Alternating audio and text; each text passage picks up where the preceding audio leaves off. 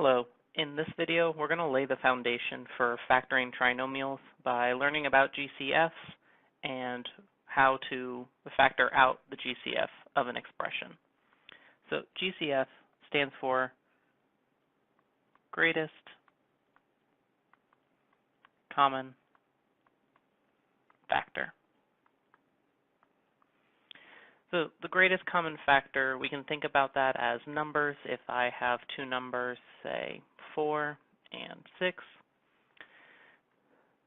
when I'm talking about factors, I'm talking about the primes that make up the number.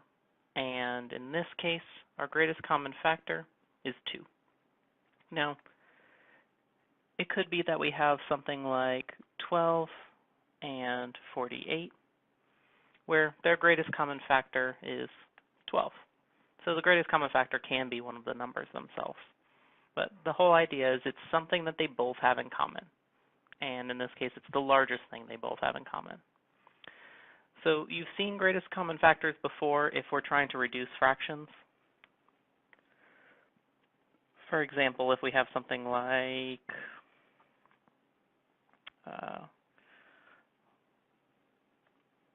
say 36 over 27. What you would have been asked to do is find the greatest common factors of each. So 36 is the same thing as, say, 9 times 4. 27 is 9 times 3. And by canceling the greatest common factor, we would fully reduce the fraction. So for factoring, pulling out the greatest common factor is going to be one of those ways that we can better factor our expressions. We'll be able to reduce them and then kind of work with them from there. So our first example, we have some numbers and we have some variables, and we want to look at factoring out the greatest common factor. So between 26 and 13, the greatest common factor would be 13. The greatest common factor between u cubed and u to the 8, well, would be u cubed. So this is something that they both have in common. For v to the 8 and v to the 7, it would be v to the 7. Because again, v to the 8th is v to the 7th times v. And then finally, since this first piece doesn't have a y part, we're not able to factor out any y's. So if I'm trying to factor 13 out of 26, what gets left there is this 2. And I know I'm doing this right because 2 times 13 is 26. Now, if I factored u cubed out of this first term, then there's nothing left. So I'm just going to leave that blank. And then finally, if I factored v to the 7th out of my first term, I've taken out 7 of the v's, and that means only one more is left. So now I'm going to do that with the second term. If I've factored out the 13, that means I've just removed it. That's gone. U to the 8th, well, I've taken out 3 of them, so 5 of them remain.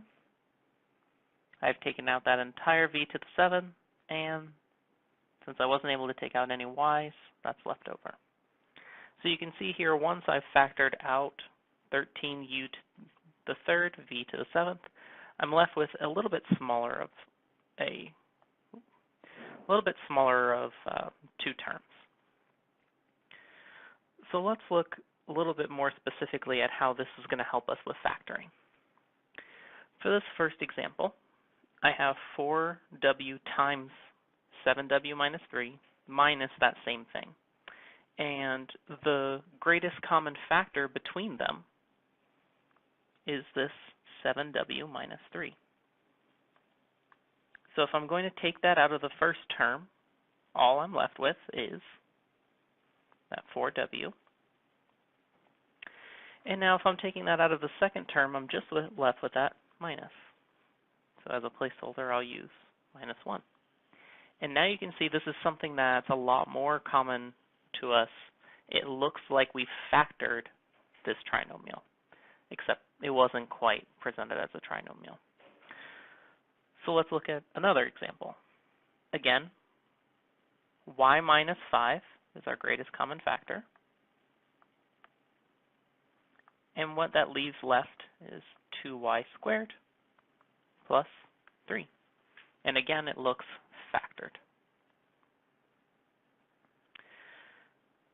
That kind of leads us to our first technique for factoring trinomials, and it's going to be factoring by grouping.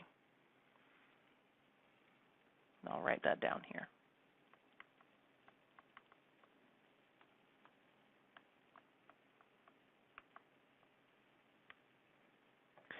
And so the idea is I want to pull out the GCF for this first piece and for the second piece and see what happens.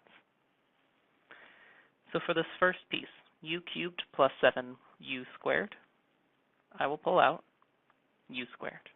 That's the greatest common factor. And what's left over is u plus 7. Now I'm going to do that again on the right side. This time the GCF is 3, and luckily I'm left with u plus 7. So now I can take the GCF out again, which is u plus 7. And what I'm left with is u squared plus 3. And so I factored. In this case, it's not a trinomial necessarily, but we'll see how this works with trinomials later. All right, so let's go to an example that is a trinomial. Because if we combine these middle terms, this would just be this trinomial, z squared minus 4z minus 21. So I again am going to take the GCF out of the first two terms, z, and I'm left with z minus 7. And I'm already seeing that. Maybe I'll put these here. And then now out of the second term, I can pull out 3, which gives me my z minus 7. That means I can again take out the greatest common factor, z minus 7, and I'm left with z plus 3. And you can see how